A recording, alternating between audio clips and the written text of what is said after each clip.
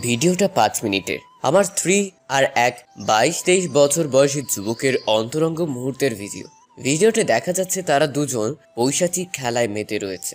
আমি সম্পূর্ণ ভিডিও না দেখেই এক আছাড় মেরে ফোনটা ভেঙে ফেললাম। আমার রক্ত মাথায় উঠে গেছে, সমস্ত শরীর রাগে ক্ষোভে থরথর করে কাঁপছে। আমার ভীষণ ঘেন্না লাগছে। মিম এই কাজটা কিভাবে করতে পারলো? আমার তখন মনে হচ্ছিল সে জন্মানোর সাথে সাথে কেন তার বাবা মা তাকে গলা টিপে মেরে ফেললো না। আমার স্ত্রী পরপুরুষে আসক্ত, সহজ ভাষায় যেটাকে পরক্রিয়া বলে। কথাটা আমি প্রথম জানতে পেরেছিলাম আমার বাসায় দারোয়ান রহিম মিয়ার কাছে থেকে, কিন্তু সেদিন আমি বিশ্বাস করিনি। কি করে বিশ্বাস করতাম? খুব ভালোবাসতাম যে তাকে। মাস দুয়েক আগের কথা। সেদিন আমার অফিস থেকে ফিরতে ফিরতে একটু বেশি রাত হয়েছিল। আমি গাড়ি নিয়ে গেটের সামনে দাঁড়ানোর আগেই রহিম মিয়া দ্রুত গেট খুলে দিলেন। আমি গাড়ি নিয়ে গেট পেরিয়ে ভেতরে ঢুকতেই রহিম মিয়া সালাম দিয়ে আমাকে থামতে বলল। আমি জানালার কাছ নামিয়ে বলেছিলাম, কিছু বলবেন? রহিম মিয়া আমতা আমতা করে বলেছিলেন, স্যার, আপনার লগে কিছু কথা ছিল। আমি এখন খুব টায়ার্ড, কাল সকালে বললেন কেমন? স্যার, কথাটা হনা আপনার লাগে খুব জরুরি।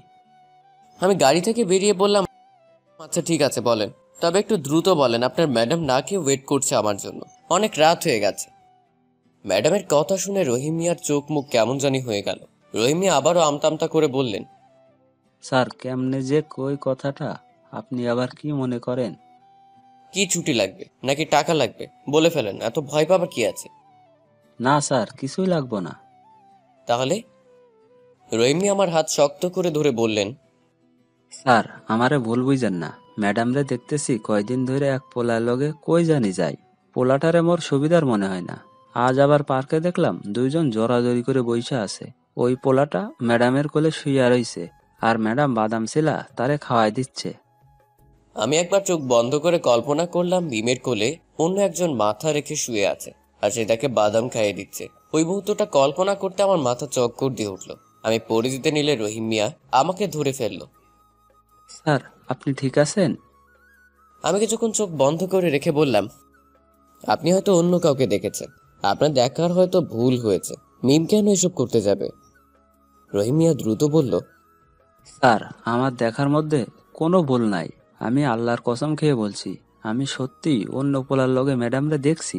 আপনি তো বাসায় থাকেন না, এর লাগাই ভাবলাম আপনি কিছু জানেন না, তাই আপনারে কইলাম। স্যার, আপনি জানেন মুই মিথ্যা কথা কই না, আর ম্যাডামের নামে মিথ্যা কথা কইয়া মোর কি লাভ? রহিম মিয়া আমার এখানে 2 বছর ধরে কাজ করছে। আমি ওনাকে যতটা চিনি, তিনি কখনোই মিথ্যা কথা বলেন না। দারোয়ানের কাছে নিজের স্ত্রীর নষ্টামির কথা শুনে আমার মাথাটা হ্যাং হয়ে গেছিল। তবুও কেন জানি আমার মনে হচ্ছিল রহিম মিয়া অন্য কাউকে দেখেছে, কারণ মিম এমন কাজ করতে পারে না। আমি জোর গলায় বললাম, আপনি ভুল কাউকে দেখেছেন। আমি জানি আমার স্ত্রী আমাকে খুব ভালোবাসে। সে এমন কোনো কাজ করবে না যেটাতে আমি কষ্ট পাই, আর এত বড় জঘন্য কাজ সে কখনোই করতে পারে না। আপনার কাজ হলো গেট খোলা এবং লাগানো, তো আপনি সেটা করুন। আশেপাশে কি হচ্ছে সেদিকে আপনার নজর দেওয়ার দরকার নেই। মুহূর্তেই রহিম মিয়ার মুখটা চুপসে গেলে সে মাথা নিচু করে বলল, জি স্যার। মিম এমন কাজ কখনোই করতে পারে না। আমি নিজেকে বুঝ দিতে দিতে কলিং বেলে চাপ দিলাম। মিম দরজা খুলে আবেদনময়ী হাসি এসে আমাকে জড়িয়ে ধরে অনেকগুলো চুমু খেলো। এরপর আমার টাই খুলতে খুলতে বলল, এই যে মিস্টার, এত দেরি করে কেউ বাসায় ফিরে? আপনার এত কিসের কাজ বলেন তো? আপনার জন্য যে বাসায় একজন অপেক্ষা করছে সেই কথাটা কি আপনার খেয়াল আছে? আমার কথা কি আপনার একবারও মনে পড়ে না? কি করব বলো, এত কাজের চাপ। হইছে, আর কাজ দেখাতে হবে না আমাকে। এখন যান, গিয়ে ফ্রেশ হয়ে আসুন, আমি টেবিলে খাবার দিচ্ছি। আমি মিমের এমন অমায়িক ব্যবহারে ভুলে গিয়েছিলাম রহিম মিয়ার বলা কথাগুলো। ঠিক তার 2 দিন পর দেখলাম দারোয়ান চেঞ্জ হয়ে গেছে। আমি মিমকে জিজ্ঞেস করায় সে বলল, ওই লোকটার চরিত্রের সমস্যা আছে। লোকটা আমার দিকে ড্যাব ড্যাব করে তাকিয়ে থাকে। ওই লোকটার নজর ঠিক নেই। আমার মাঝে মাঝে ভয় লাগে। তুমি তো বাসায় থাকো না, লোকটা যদি কিছু করে বসে, তাই ওকে তাড়িয়ে দিয়েছি। কাজটা ভালো করিনি। হঠাৎ করে আমার রহিম মিয়ার বলা কথাগুলো মনে পড়ে গেল। আমি মিমকে বললাম, আচ্ছা তুমি কি রিসেন্টলি কারোর সঙ্গে পার্কে গিয়েছিলে? মিম কিছুটা চমকে উঠল। মুহূর্তের মধ্যে আবার নিজেকে স্বাভাবিক করে বলল, আমি কার সঙ্গে পার্কে যাব? আর এখন কি পার্কে যাওয়ার বয়স নাকি? 4 বছর পার্কে পার্কে ঘুরে আমার পার্কে যাওয়ার শখ মিটে গেছে। কেন বলো তো? না, এমনিতেই বললাম। ও, সময়ের সাথে সাথে আমার ব্যস্ততা আরো বাড়তে থাকে। সঙ্গে সঙ্গে মিমেরও অনেক পরিবর্তন আমার চোখে পড়ে। সে আগের মতো আর আমার কেয়ার করে না। আমি বাসায় আসার পূর্বেই সে ঘুমিয়ে পড়ে। তার কাছে যেতে চাইলে বিভিন্ন বাহানা দিয়ে আমাকে দূরে সরিয়ে দেয়। 1 মাস পরের কথা, আমি অফিসে কাজ করছিলাম। হঠাৎ আমার পিএ এসে বলল, রহিম মিয়া নামে একজন এসেছে স্যার, আপনার সঙ্গে দেখা করতে চাইছে। আচ্ছা, ভিতরে পাঠিয়ে দাও। রহিম মিয়া আমার কেবিনে ঢুকে আমার পা জড়িয়ে ধরে হাউমাউ করে কাঁদতে কাঁদতে বললেন, স্যার, দয়া করে আমারে চাকরিটা আবার ফিরিয়ে দেন। আমার চাকরিটা খুব দরকার স্যার। চাকরি না পাইলে আমার বউ বাচ্চা না খেয়ে মরবে স্যার। এই 1 মাস যে কয় টাকা জমিয়েছিলাম সব খাইয়া শেষ স্যার। অনেক জায়গায় চাকরির জন্য গিয়েছি, কিন্তু কেউ চাকরিতে নেয়নি। স্যার, আপনি আমার একটু দয়া করেন স্যার। আমি আর কখনো ম্যাডামের পিছনে পিছনে যাবো না স্যার। আমি আর কখনো ম্যাডামের ছবি তুলব না স্যার। রহিম মিয়ার শেষ কথাটা শুনে আমি তাকে থামিয়ে দিয়ে বললাম, পিছনে যাবেন না মানে? ঘটনাটা কি আমাকে একটু ক্লিয়ারলি বলো তো। স্যার, আপনারা কইলে আপনি হয়তো বিশ্বাস করবেন না, কিন্তু আমি আমার মায়ের কসম খেয়ে বলছি, আপনাকে যেদিন রাতে ম্যাডামের কথা কইলাম তার একদিন পরই ওই পোলাটা আবার ম্যাডামরা নিতে আইছিল। ওই দিন আমি ওদের পিছন পিছন গেছিলাম, আপনারে দেখানোর লাইগা ছবি তুলছিলাম। তখনই ম্যাডাম আমারে দেখা ফেলে। এরপর আমার ফোন আছাড় মেরে ভেঙে ফেলে। ওই পোলা আমারে অনেক মারে। ম্যাডাম আমারে কইছিল আমি যদি আপনার বাড়িতে যাই আর আপনারা যদি কিছু কই তাহলে আমারে পুলিশে দিব। এর লাইগায় আমি আর যাই নাই। কিন্তু এখন তো আর দিন চলে না স্যার। আমি সত্যি এখন থেকে শুধু আমারই কাজ করুম, অন্য কোনো দিকে নজর দিব না। স্যার, আপনি আমার চাকরিটা ফিরাইয়া দেন। আমার এখন কি করা উচিত আমি বুঝতে পারছি। রহিম মিয়াকে বললাম, কান্নাকাটি করতে হবে না, আপনি আজ থেকে আমার অফিসে কাজ করবেন। আমি আমার পিএকে বলে দিচ্ছি, সে আপনাকে কাজ বুঝিয়ে দিবে। আমার বুকের মধ্যে কেমন চিনচিন ব্যথা করছে। নিজের ভালোবাসার মানুষটার এতটা অধপতন সত্যি মেনে নেওয়ার মতো না। অফিসে কোনো কাজে আর মন বসলো না। ঠিক করলাম বাসায় গিয়ে সরাসরি মিমের সঙ্গে বিষয়টা নিয়ে কথা বলবো। বাসায় গিয়ে কলিং বেল দিচ্ছি, কিন্তু দরজা খোলার কোনো নাম নেই। শেষ পর্যন্ত আমার কাছে থাকা চাবি দিয়ে দরজাটা খুলে বাসায় ঢুকলাম। আমার রুমে ঢুকতেই দেখলাম মিম পায়ের উপর পা তুলে আরাম করে বসে ফোন চাচ্ছে। আমি যে রুমে ঢুকেছি সেদিকে ওর খেয়াল নেই, সে মোবাইল নিয়ে ব্যস্ত। অথচ একসময় এই মেয়েটাই আমাকে দেখার জন্য পাগল হয়ে যেত। আধা ঘন্টা পর পর ফোন দিয়ে জিজ্ঞেস করতো কখন বাসায় আসবে। আমি অফিস থেকে ফিরলে সে খুশিতে লাফালাফি করতো। আর এখন আমি তাড়াতাড়ি বাসায় এলে সে খুশি হয় না, বরঞ্চ আমাকে দেখে বিরক্ত হয়। আমি ঠাস করে মোবাইলটা রাখতেই সে আমার দিকে তাকিয়ে চমকে ওঠে। আবার মোবাইলের দিকে চোখ ফিরিয়ে বলল, কখন এলে? এই তো একটু আগে। তা আজ হঠাৎ এত তাড়াতাড়ি? অনেকদিন তো তোমার সঙ্গে সময় কাটানো হয় না, তাই ভাবলাম আজকে একটু তোমার সঙ্গে লং ড্রাইভে যাব, ঘুরবো ফিরবো, তোমার পছন্দের রেস্টুরেন্টে খাবো, এরপর শপিংয়ে যাব। মজা হবে না বলো? মিম ভ্রু কুচকে আমার দিকে তাকালো, এরপর বেড থেকে নেমে ওয়াশরুমের দিকে যেতে যেতে বলল, আমি যেতে পারবো না। বলে ওয়াশরুমে ঢুকে গেলাম। যেতে পারবে না মানে কি? যেতে পারবো না মানে যেতে পারবো না। আমি এখন আর বাচ্চা নেই, আমারও ইচ্ছে অনিচ্ছে আছে। তোমার আজকে যেতে ইচ্ছে করছে, বাট আমার ইচ্ছে করছে না। আমার শরীর ভালো নেই, আমি যেতে পারবো না। মিম বাথরুম থেকে চিৎকার করে বলল। টুং করে মিমের ফোনের মেসেজ টোনটা বেজে উঠল। আমি যদিও কখনো ওর ফোনে হাত দিই না, তবু আজ কেন জানি ফোনটা হাতে নিলাম। কর্নেল আর নামের একজন মেসেজ পাঠিয়েছে। আমার মনে হলো মিমের কোনো ফ্রেন্ড হবে। মিম ডিফেন্সের লোকদের খুব পছন্দ করে।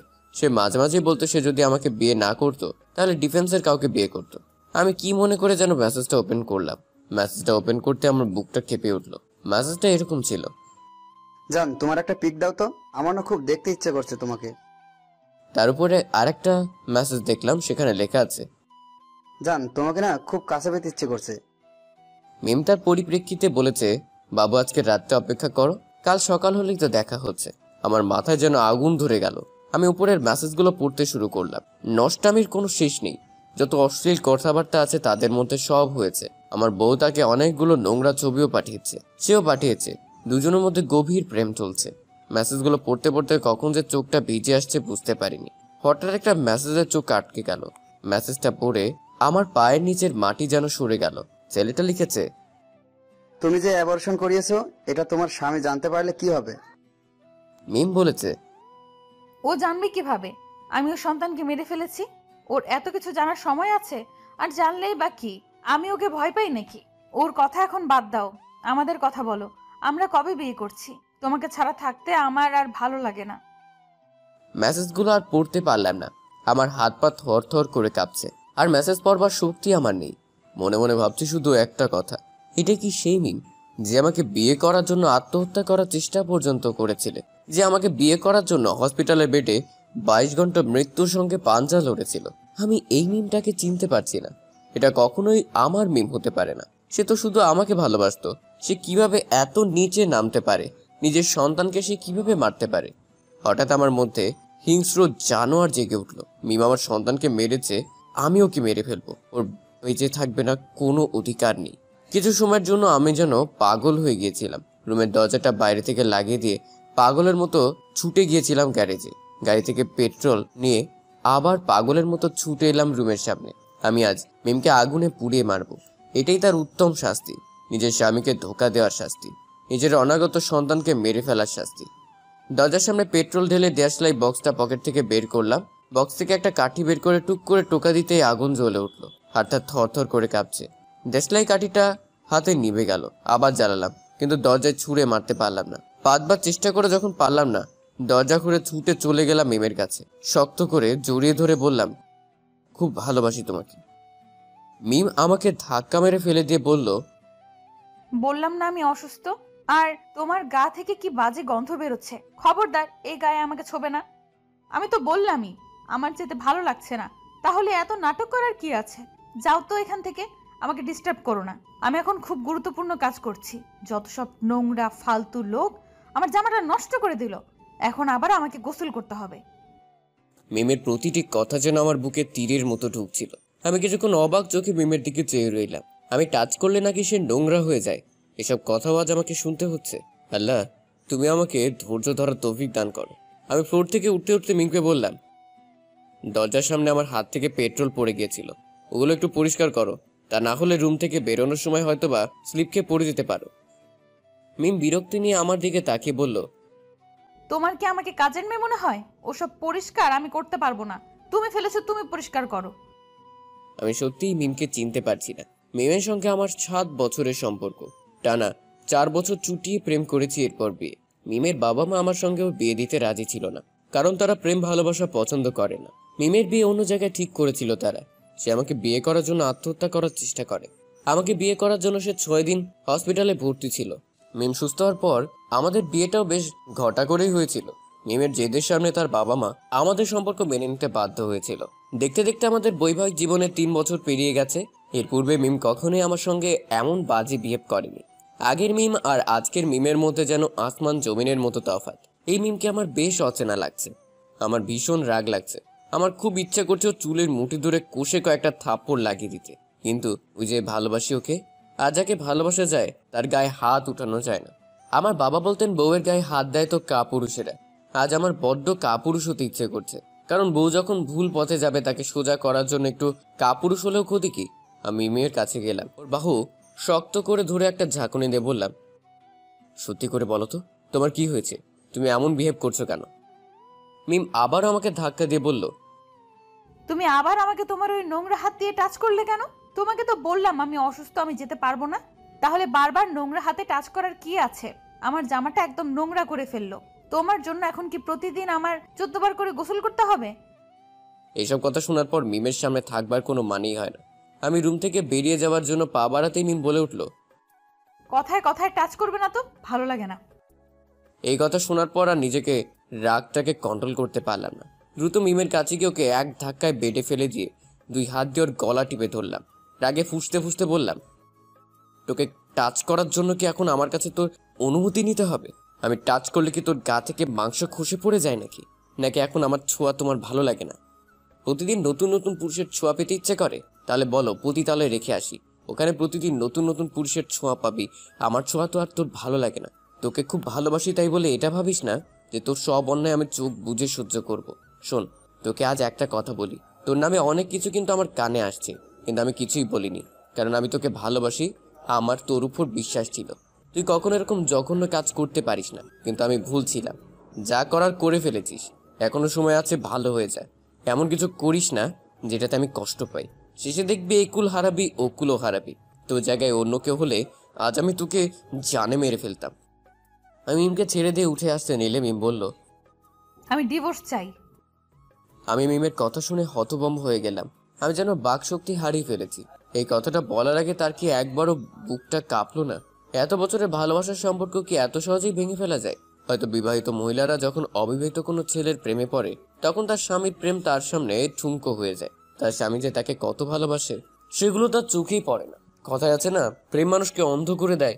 এমন কিছুই হয়তো হয়েছে মিমের সঙ্গে। হয়তোবা আমারই ভালোবাসায় কমতি ছিল, আমি হয়তো তাকে সময় দিতে পারিনি। তাই তো যে মেয়েটা আমাকে পাওয়ার জন্য এত কিছু করলো, সে আজ অন্যের প্রেমে হাবুডুবু খাচ্ছে। আমার ছোঁয়া তারা আজ অসহ্য লাগছে। আমি জড়ানো কণ্ঠে বললাম, ছেলেটার নাম কি? মিম বেডে উঠে বসে বলল, কর্নেল রিয়াদ চৌধুরী।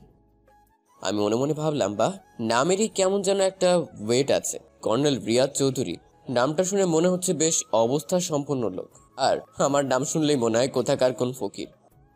কি করেন উনি? মিম হাসতে হাসতে বলল, তোমার মতো গাধাকে এমডি কে বানিয়েছে? নামের সামনে দেখতে পাচ্ছ কর্নেল, তখনই তো বুঝে নেওয়া উচিত বাংলাদেশের সেনাবাহিনীতে চাকরি করে। সরি। আচ্ছা মিম, তোমার এমন একটা কাজ করার পূর্বে কি একটু লজ্জাও করেনি? কেন লজ্জা করবে কেন? কাউকে ভালোবাসা কি পাপ নাকি? ইস, কত সহজভাবে কথাগুলো বলছে, যেন আমি তার স্বামী না, আমি তার বড় ভাই। আমাকে নির্দ্বিধায় সে তার প্রেম কাহিনী বলতে পারে। আমি আর দাঁড়ালাম না ওই রুমে। রাগে ঘৃণায় আমার সমস্ত শরীর জ্বালা করছে। রাগের মাথায় কখন কি করে ফেলবো তাই বেরিয়ে এলাম। লম্বা একটা শাওয়ার নিলাম মাথাটা ঠান্ডা করার জন্য। কিছু কিছু মানুষ আছে, তারা নিজের স্ত্রীর নোংরামি দেখে কিছু বলতে পারে না, চোখ বুজে সব কিছু সহন করে, কারণ তারা খুব ভালোবাসে তাদের স্ত্রীকে। আমি হয়তো তাদের মধ্যে একজন। আমার বন্ধু রাজীব র্যাবের ঊর্ধ্বতন কর্মকর্তা। আমি সরাসরি ওর বাসায় চলে গেলাম, সবকিছু খুলে বললাম ওকে। ও প্রথমে কিছুটা অবাক হয়ে বলল, মিম এই কাজ করেছে? আমি তো বিশ্বাসই করতে পারছি না। ও তোকে বিয়ে করার জন্য কি পাগলামি করেছিল? ও কিভাবে এমন জঘন্য একটা কাজ করতে পারলো?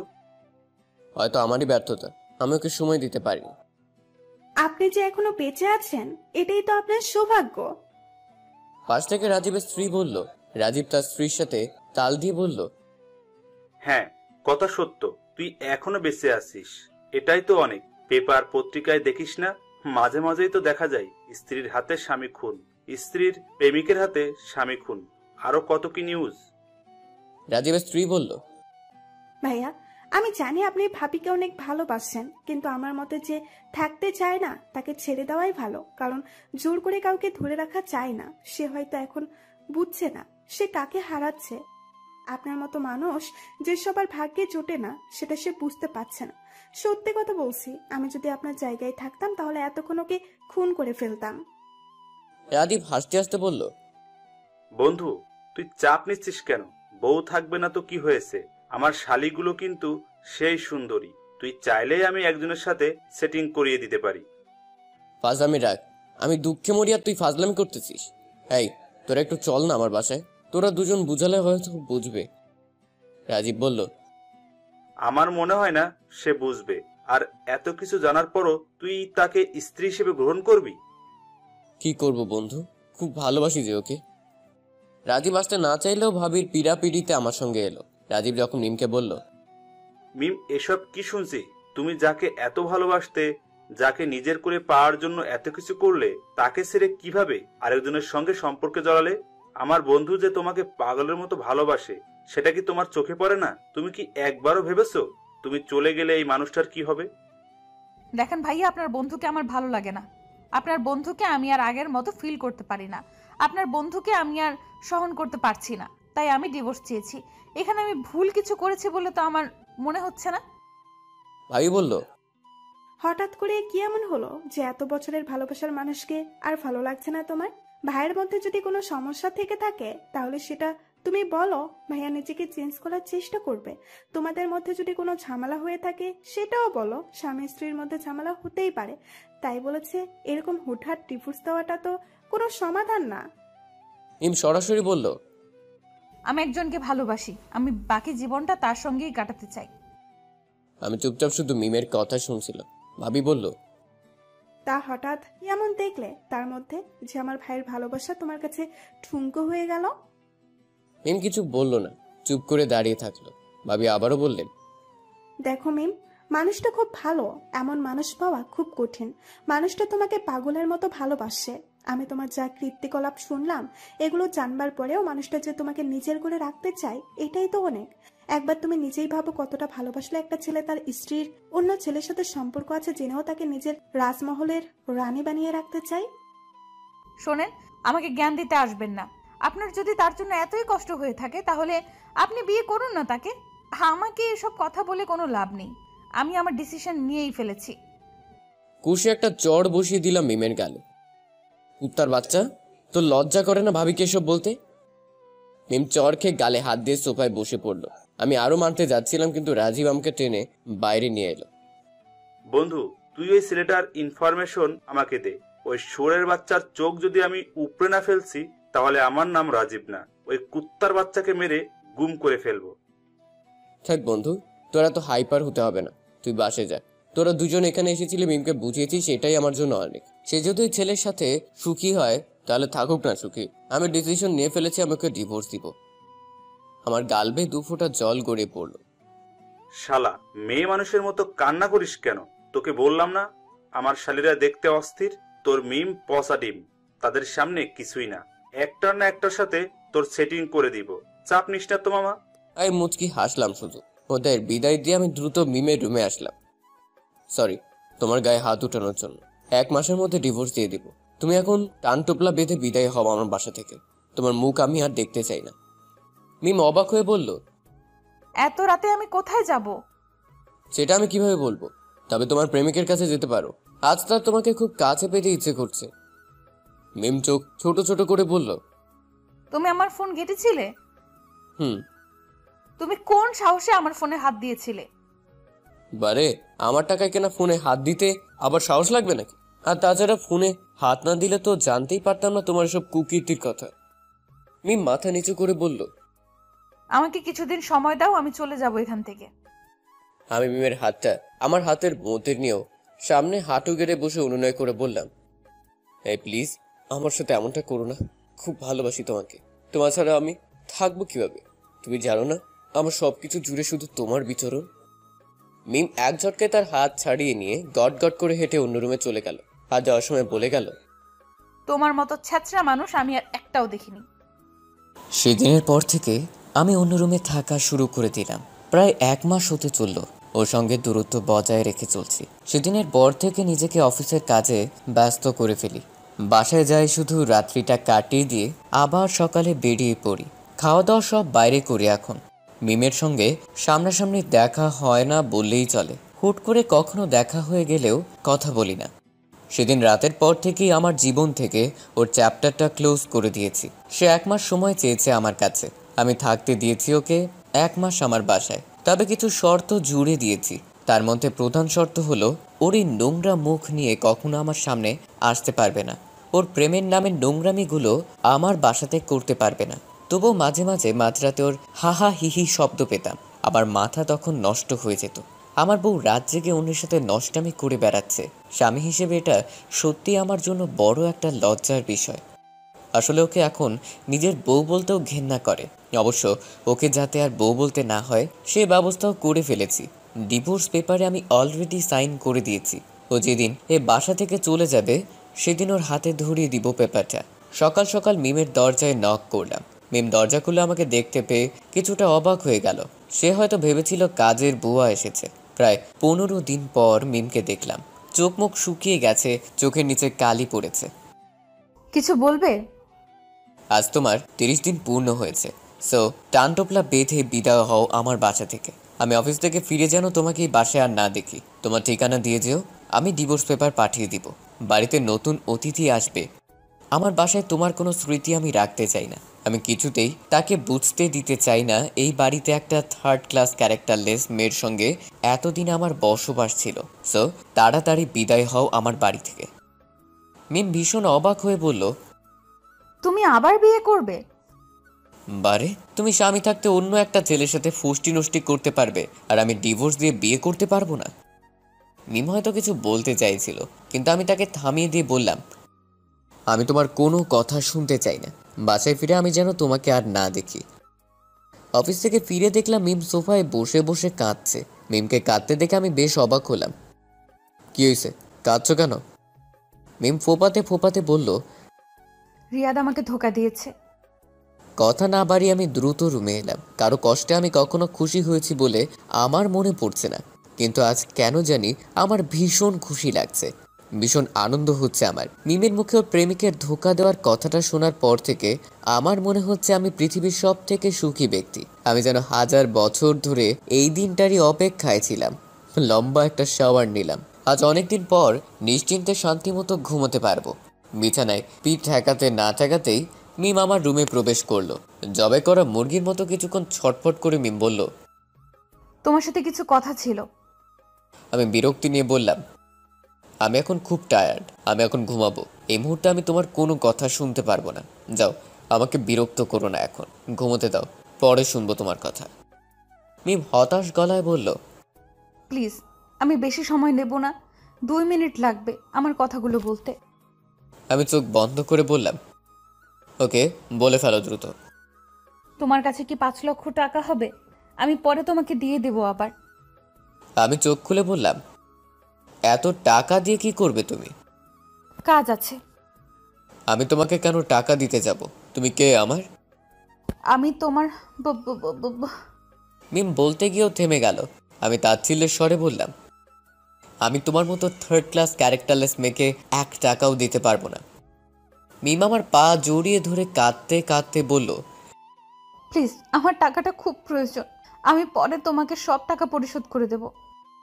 আমি মিমকে ধমক দিয়ে বললাম, ডোন্ট টাচ মি। তুমি আমাকে টাচ করলে কেন জানি ঘৃণা লাগে। আমার আর তোমার মতো চরিত্রহীন মেয়ে আমাকে টাচ করেছে এটা জানতে পারলে সে কষ্ট পাবে, তাই ভুলেও আমাকে টাচ করবে না। মিম ছল ছল চোখে আমার দিকে তাকিয়ে রইল কিছুক্ষণ। তোমার টাকা দরকার, তুমি তোমার প্রেমিক কর্নেল রিয়াদ চৌধুরীর কাছে যাও, তার তো অনেক টাকা, সেখান থেকে তোমাকে 5 লাখ টাকা দান করে দিবে। সমস্যা কি? প্রেমিকাকে যদি 5 লাখ টাকায় দিতে না পারে তাহলে কেমন প্রেমিক হলো বলো? ও হ্যাঁ, ভালো কথা, তোমার না আজ আমার বাসা থেকে চলে যাওয়ার কথা? তুমি এখন আমার বাসায় কি করছো? দ্রুত বিদায় হও আমার বাসা থেকে, এখন আমার চোখের সামনে থেকে বিদায় হও। তোমার মুখ দেখলে আমার বমি পায়। So get lost. মিম কাঁদতে কাঁদতে বলল, তুমি আমার সঙ্গে এমন করছো কেন? আমি যে ভীষণ কষ্টে আছি, এটা কি তোমার চোখে পড়ছে না? আমি হাসতে হাসতে বললাম, আমিও কষ্ট ছিলাম, ভীষণ কষ্টে রাতে ঘুমোতে পারিনি, ঠিকভাবে খেতে পারিনি। কই, তুমি তো একদিনও আসোনি আমাকে দেখতে। তুমি কি করেছো? রাত বিরাতে অন্য একটা ছেলের সঙ্গে নষ্টামি করেছো। সো এখন তুমি আমার থেকে কেমন ব্যবহার এক্সপেক্ট করছো? তুমি কি ভাবছো আমি তোমাকে বুকে জড়িয়ে বলবো কাঁদিস না? আমি তো টাকা দিয়ে দিচ্ছি, এখন আমার চোখের সামনে থেকে দূর হও। যাও, তোমার প্রেমিকের কাছ থেকে টাকা নাও গিয়ে, সামান্য তো 5 লাখ টাকা, এটা তার কাছে হাতের ময়লা। মিম হাউমাউ করে কেঁদে উঠে বলল, রিয়াদ একটা ফ্রড, ওর সাথে আমার কিছু ছবি আর ভিডিও আছে, ও আমাকে ব্ল্যাকমেইল করছে। আমি যদি ওকে 10 লাখ টাকা না দিই তাহলে ও সেগুলো ফেসবুকে ছেড়ে দেবে। মিমের কথা শুনে আমি বিছানায় উঠে বসলাম। হাই হাই, বলো কি, তোমাদের মধ্যে না এত প্রেম? তো হঠাৎ করে কি এমন হলো যে প্রেম উধাও হয়ে গেল? কি এমন হলো যে তোমার প্রেমিক তোমার সঙ্গে বাটপাড়ি করছে? মিম ফোপাতে ফোপাতে বলল, দেখো, আমার ভীষণ কষ্ট হচ্ছে, তুমি প্লিজ আমাকে পিঞ্চ করে আর কথা বলো না। প্লিজ, তুমি আমাকে সাহায্য করো। এই ভিডিওগুলো ফেসবুকে দিলে আমার মান সম্মান সব ধুলোয় মিশে যাবে, আমি আর সমাজে মুখ দেখাতে পারবো না। বলো কি, তো কি এমন ভিডিও ওর কাছে আছে যেগুলো ফেসবুকে চালে তোমার মান সম্মান ধুলোয় মিশে যাবে? আমারও তো দেখা প্রয়োজন, তাই না? বলা তো যায় না তোমার মতো 3rd ক্লাস মেয়ে মিথ্যে বলে আমার কাছ থেকে টাকাও হাতিয়ে নিতে পারো। এটা হয়তো তোমার নতুন ফন্দি। মিম তার ডান হাতের উল্টো পিঠ দিয়ে চোখের পানি মুছে মোবাইলে কি জানি বের করে আমার দিকে এগিয়ে দিল। আমি মোবাইলটা হাতে নিয়ে দেখলাম ভিডিওটা 5 মিনিটের। মিম আর এক 22-23 বছর বয়সী যুবকের অন্তরঙ্গ মুহূর্তের ভিডিও। ভিডিওতে দেখা যাচ্ছে তারা দুজন পৈশাচিক খেলায় মেতে রয়েছে। আমি মিমের দিকে তাকিয়ে বললাম, বাহ, তোমার প্রেমিকের তো বহুত টাকা, একদম 5 স্টার হোটেলে নিয়ে গিয়েছিল। খুব মজা পাইছিলা তাই না? বিছানা তো দেখতেছি স্প্রিংয়ের মতো লাফাচ্ছে। আহ, কি সুখ, কি মজা! সারা রাত ধরে মজা দিতে দিতে তোমাকে পাগল বানিয়ে ফেলেছিল তাই না? ইস, কষ্ট লাগছে, আমি কখনো তোমাকে পাগল বানাতে পারলাম না। যাই হোক, শেষমেশ তুমি আমার মতো ফকির রেখে একজন টাকাওয়ালা মানুষকে পেয়েছো। তোমার লাইফ তো এখন জিঙ্গালালা। তবে এমন ছেঁচড়াদের মতো এসব নষ্টামি ভিডিও করছে কেন? মিম চলচল চোখে আমার দিকে তাকিয়ে রইল। এখন তুমি আবার বইল না রুম ভাড়া তুমি দিয়েছিলে? মিম ফোপাতে ফোপাতে বলল, সব কিছুই আমি দিয়েছিলাম। আমি ফোনটা ছুঁড়ে মেরে বললাম, ফকিন্নির বাচ্চা, তুই আমার টাকায় নষ্টামি করে এসে আবার সেগুলো ধামা চাপা দেওয়ার জন্য আমার কাছে টাকা চাচ্ছিস? তোর লজ্জা করে না? আসলে তোর মতো থার্ড ক্লাস মেয়েদের আবার লজ্জা কিসের? মিম মাথা নিচু করে ফুপিয়ে ফুপিয়ে কাঁদতে লাগলো। ওই সুরের বাচ্চারে ফোন দিয়ে বল তুই আজই ওকে টাকা দিবি। হ্যালো ভাবি, রাজীব ফোন ধরছো না কেন? এটা কিন্তু ঠিক করলো না। তোমরা আমার বিয়ের মার্কেট করছো অথচ আমাকে ছাড়া। যাই হোক, রাজীবকে একটু ফোনটা দাও। আমি রাজীবকে সবকিছু খুলে বললাম। ভাবি পাশ থেকে বলল, আল্লাহ কিছু কিছু মানুষের পাপের শাস্তি এই পৃথিবীতে দিয়ে থাকেন। আমি কিছু বললাম না। রিয়াদকে আমার বাসার লাইব্রেরি রুমের চেয়ারের সঙ্গে হাত পা বেঁধে রাখা হয়েছে। লাইব্রেরি রুমটা সাউন্ড প্রুফ, এখানে হাজার চিৎকার করলেও শব্দ বাইরে যাবে না। রিয়াদের মুখোমুখি চেয়ারে বসিয়ে রেখেছি মিমকে। রিয়াদের আসল নাম পল্লব সরকার। পড়াশোনা করেছে ক্লাস 10 পর্যন্ত, এসএসসি পাশ করতে পারে না। দীর্ঘ 3 বছর যাবৎ সে প্রতারণার সঙ্গে জড়িত। তাদের একটা গ্রুপ আছে যারা সবাই প্রতারণার সঙ্গে জড়িত। তাদের মূল টার্গেট বিবাহিত মহিলারা, বড়লোক ঘরের মেয়ে, ডিভোর্সি মহিলা অথবা স্বামী বিদেশে থাকে এমন মহিলা। এরা প্রথমে ফেসবুকের মাধ্যমে খুব ভালো বন্ধুত্ব তৈরি করে, এরপর গভীর সম্পর্কে অগ্রসর হয়। এরা নিজেদের পরিচয় দিয়ে থাকে আর্মির বড় অফিসার অথবা কোনো সরকারি কর্মকর্তা অথবা ব্যাংক কর্মকর্তা, পুলিশ কমিশনার, আরো অনেক কিছু। এরা বিভিন্নভাবে ফিজিক্যালি ইনভলভ হয়। এরপর সেটা ভিডিও ধারণ করে, পরে সে ভিডিও দেখিয়ে ব্ল্যাকমেল করে মোটা অঙ্কের টাকা হাতিয়ে নেয়। লোকলজ্জার ভয়ে কেউ আর এদের বিষয়ে থানায় মামলা করে না, যার ফলে এরা সবসময় থেকে যায় ধরা ছোঁয়ার বাইরে। এদের শিকার বেশিরভাগই রিচ ফ্যামিলির মহিলারা হয়ে থাকে। পল্লবের কথা শুনে আমি মিমের দিকে তাকালাম। বেচারি কি করবে বুঝতে পারছে না, অসহায়ের মতো শুধু তাকিয়ে আছে ফ্যাল ফ্যাল করে। আমি রাজীবের হাত থেকে লাঠি নিয়ে আচ্ছা মতো পিটালাম পল্লব ওরফে রিয়াদকে। সে তো শুধু চিৎকার করছে আর বলছে, ভাই আমারে মাইরেন না, আমারে ছাইরা দেন ভাই, আমার ভুল হয়ে গেছে ভাই, আমি আর জীবনেও এমন কাজ করব না। কিন্তু ওর কথা শোনার আমার সময় নেই। আমি মেরে যাচ্ছি তো মেরে যাচ্ছি। ওর হাত পা কেটে ফিনকি দিয়ে রক্ত বেরোচ্ছে। রাজীব আমার হাত থেকে লাঠিটা কেড়ে নিয়ে আমাকে ধমক দিয়ে বলল, কি করছিস? মেরে ফেলবি নাকি?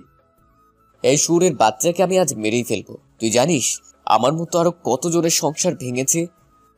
রাগে ফুঁসতে ফুঁসতে বললাম আমি। মিমের চোয়াল ধরেও নিচু করা মাথা আমার দিকে উঁচু করে ধরে বললাম, 22-23 বছরের একটা ছেলে বলল সে কর্নেল, আর তুমি বিশ্বাস করে নিলে?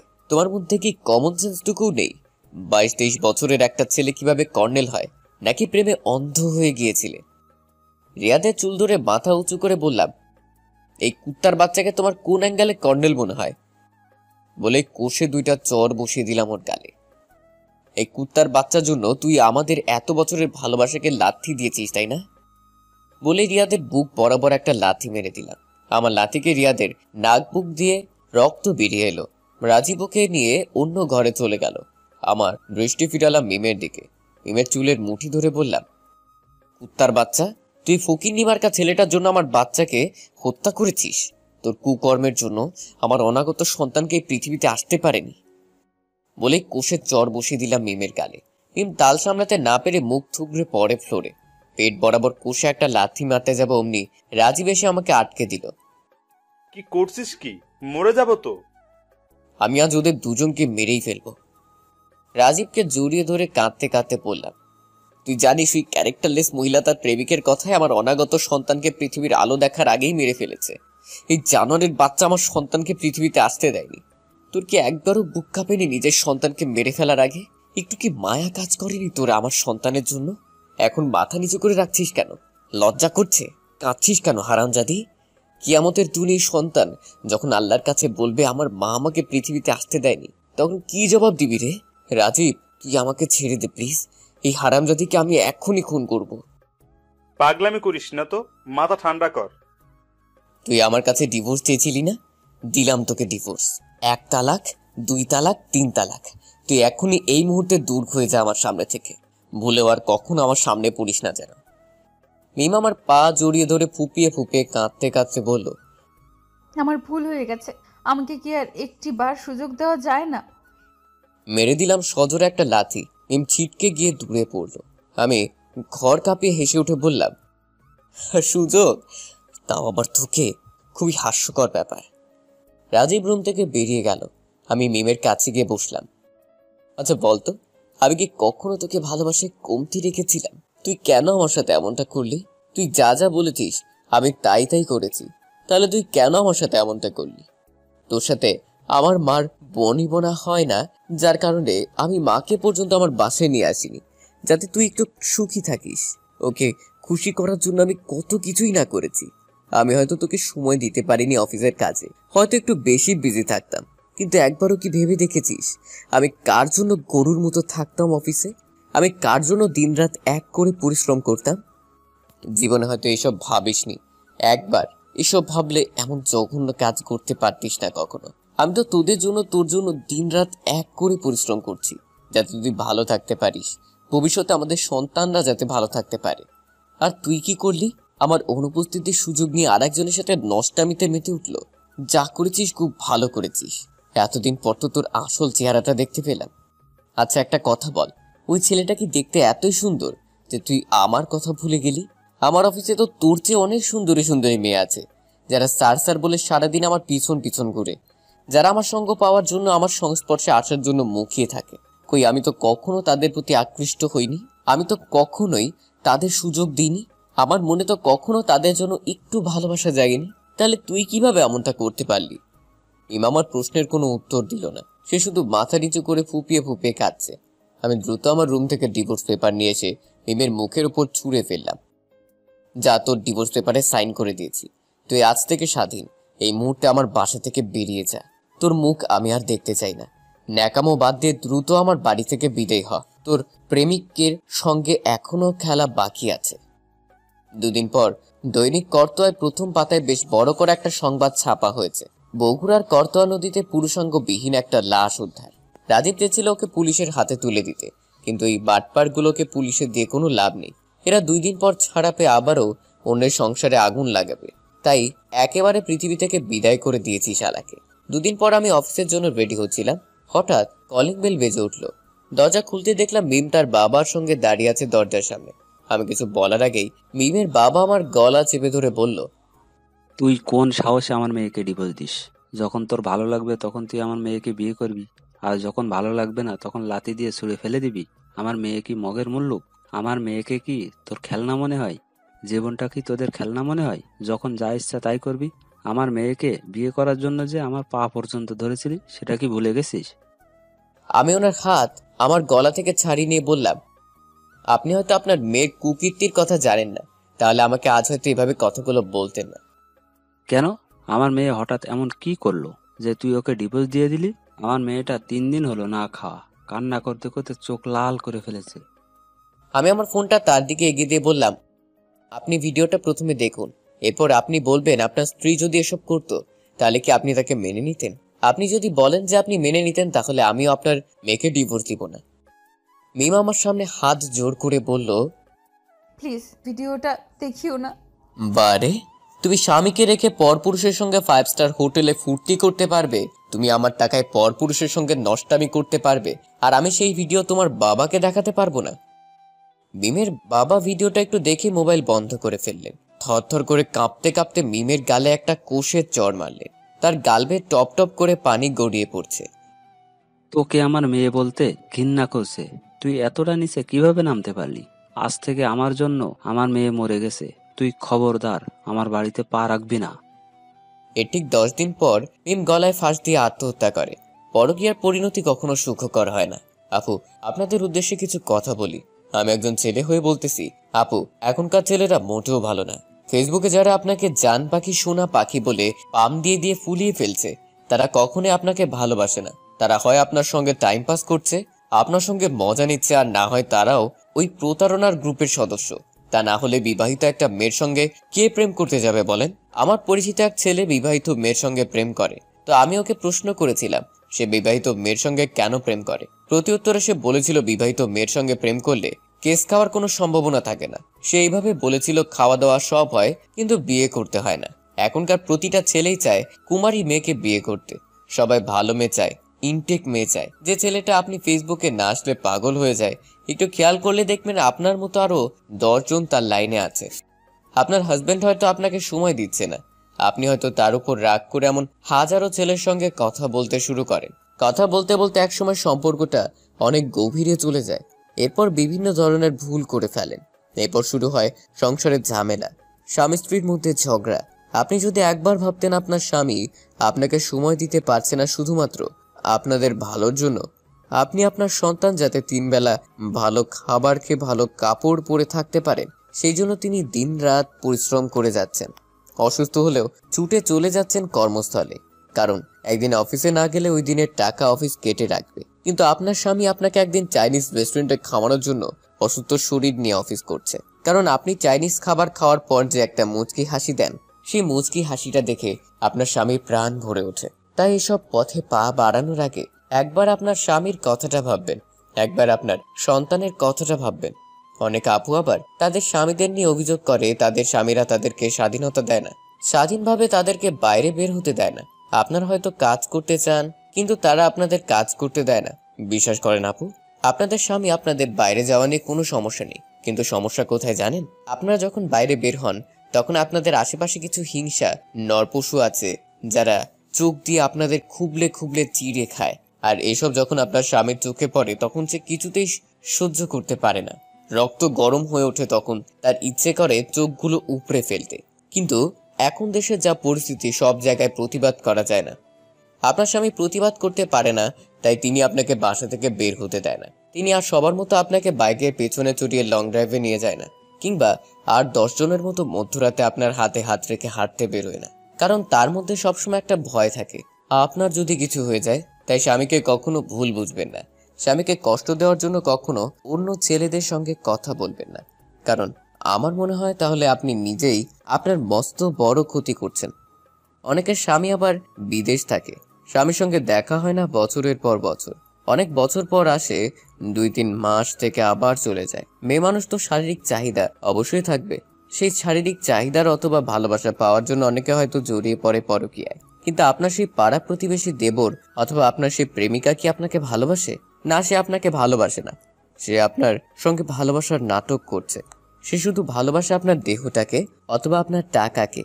আচ্ছা আপু, একবার ভেবে দেখুন, আপনার স্বামী কি জন্য বাড়িঘর আত্মীয় স্বজন সবাইকে ছেড়ে নিজের দেশ ছেড়ে এত দূরে গিয়ে হাড় ভাঙা খাটুনি খাটছে? তিনি কি পারতেন না দেশে নিজের পরিবার আত্মীয় স্বজনদের সঙ্গে থাকতে? কিন্তু তিনি সবাইকে ছেড়ে এত দূরে কেন আছে? কারণ আপনারা যাতে দুবেলা ভালো খাবার খেতে পারেন। বিদেশে কিন্তু মুখ দেখে টাকা দেয় না, অনেক পরিশ্রম করতে হয় টাকা উপার্জন করার জন্য। তিনি কি পারতেন না এত পরিশ্রম না করে সবকিছু ছেড়ে দেশে চলে আসতে? কেন আসেন না? শুধুমাত্র আপনাদের জন্য, কারণ তিনি টাকা পাঠালে আপনার দুমুঠো ভালো খাবার খেতে পারবেন, সুন্দর দামি দামি পোশাক পরতে পারবেন, আপনার ছেলেমেয়েরা দামি দামি মোবাইল ফোন ইউজ করতে পারবে, আপনি এসি রুমে থাকতে পারবেন। তার কি ইচ্ছে করে না রাত হলে স্ত্রীকে কাছে পেতে? তারও তো ইচ্ছে করে স্ত্রীর কোলে মাথা রেখে চন্দ্রবিলাস করতে, তারও তো ইচ্ছে করে স্ত্রীর সঙ্গে বৃষ্টিতে ভিজতে। কিন্তু তিনি তার সব ইচ্ছেকে মাটি চাপা দিয়ে বিদেশের মাটিতে কষ্ট করে যাচ্ছেন শুধুমাত্র আপনাদের জন্য। আপনারা যাতে ভালো কাপড় পরতে পারেন, ভালো খেতে পারেন, ভালো জায়গায় থাকতে পারেন। আর আপনারা কি করছেন?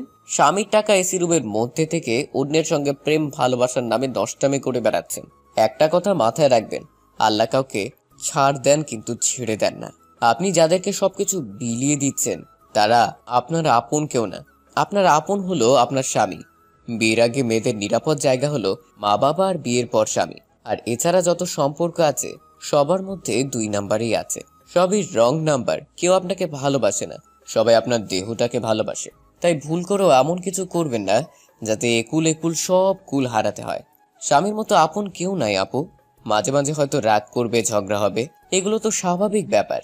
রাগ চলে গেলে কিন্তু আবার আপনার স্বামী আপনাকে বুকের মধ্যে আগলে নিবে। আর আপনি যদি স্বামীর উপর রাগ করে কোনো 2 নাম্বারের সঙ্গে কথা বলা শুরু করে দেন, দেখবেন সে এমন মিষ্টি মিষ্টি কথা বলবে যেগুলো আপনার স্বামী আপনাকে জীবনেও বলেন না। কথাগুলো শুনতে আপনার খুব ভালো লাগলো, আপনার মনে হবে ইস, এই মানুষটা কেন আমার জীবন সঙ্গিনী হলো না? এই মানুষটা যদি আমার জীবন সঙ্গী হতো তাহলে কতই না ভালো হতো। আপু, ওই মানুষটা আসলে প্রতারক। সে আপনাকে ভুলিয়ে ভালিয়ে বাকিটা বুঝে নিন। অবিবাহিত আপুদের জন্য বলতে চাই, ফেসবুকে প্রতারক দিয়ে ভরা, বলেও এদের খপ্পরে পা দিবেন না। জানি একটা মেয়ের আইডি দেখলে ছেলেরা সেখানে হুমড়ি খেয়ে পড়বে, কিন্তু আমার বিশ্বাস ভালো ছেলেরা কখনো এভাবে মেয়েদের ডিস্টার্ব করে না। তাই খুব সাবধান। আর ছেলেদের উদ্দেশ্যে বলতে চাই, প্রতারক কিন্তু শুধু ছেলেরাই না, মহিলা প্রতারক দিয়েই ফেসবুকে ভরপুর। তাই সাবধান।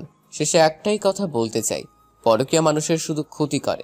ভুলেও কেউ এই পথে পা বাড়াবেন না। শেষে দেখা যাবে মিমের মতো আপনাকেও সমাজের মানুষের সামনে মুখ দেখানোর ভয়ে আত্মহত্যার পথ বেছে নিতে হবে। আর যারা আত্মহত্যা করবে তারা সরাসরি জাহান্নামে যাবে। ফেসবুক পরকীয়ার অন্যতম মাধ্যম, তাই সাবধান।